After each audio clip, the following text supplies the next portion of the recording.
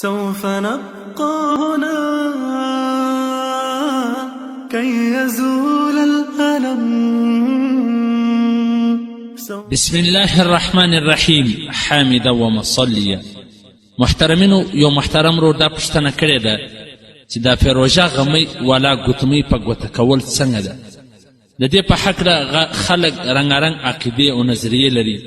څوک وایي دا د کامیابي سبب دی، څوک وایي دا د نحوست سبب دی، څوک څه وایي څوک څه وایي. که په دې هکله موږ ته څه معلومات راکړي. تعلیم الاسلام اداره ستاسو د دیني پوښتنو ځوابونکی مولوي عبدالرحمن سمین صاحب.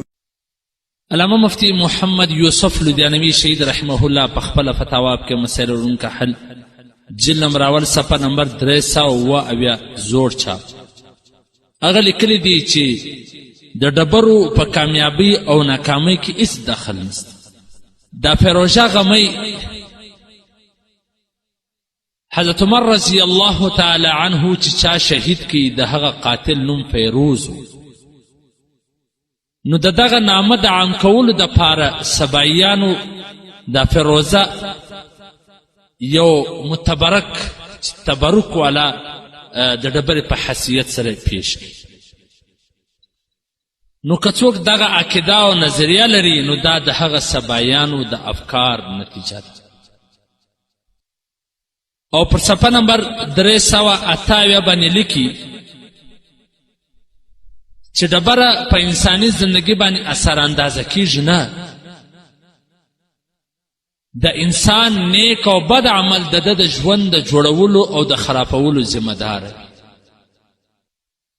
او دغه رنګه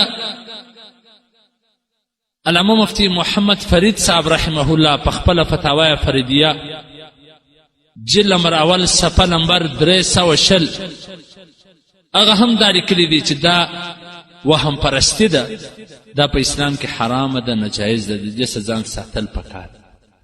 او حضرت محترم مولانا رفعت قاسمی صاحب په خپل کتاب مکلل او مدلل مسائل الشرک و بدعات صفحه نمبر 90 هم دا لیکلي دي. نو پکار دا د محترمینو چې د دغه فیروژه غمی والا ګوتمۍ څخه ځان وساتلی سي. ځکه مسلمانان چې کله د دین څخه لیرې سو، د خپل کتابونو څخه لیرې سو، نو په دې کې هم دغه عقیدې او نظریې رالې چې پر ځای د دې چې د الله و طرف ته متوجه سي، دي د غمیانو و طرف ته متوجه سي. نو دا ډبرې او دا د انسان زندگی نه جوړولی سي، نه خرابولی سي. انسان زندگی جوړول خرابول دا د انسان د اعمال سره تړلی دي. ځکه وای اعمال سے زندگی بنتی ہے، جنت بھی اور جہنم بھی، یہ خاکی اپنی فطرت میں نہ ناری ہے نہ نوری ہے. دا خاورې هیڅ نسي کولی. نو محترمینو د دغه فیروژه غمی دغه چې کوم دغه قاتل د نامه د شهرت د عام کولو دپاره د فیروژه غمی چې کوم دی دغه په خلکو کې د تبرکن پیش کی. نو اوس مسلمانان په لاعلمي کې بس په دې باندې لګیا دي، هغه عقیده او نظریه ښه ده. د دې څخه باید ځان وساتلی سي. والسلام.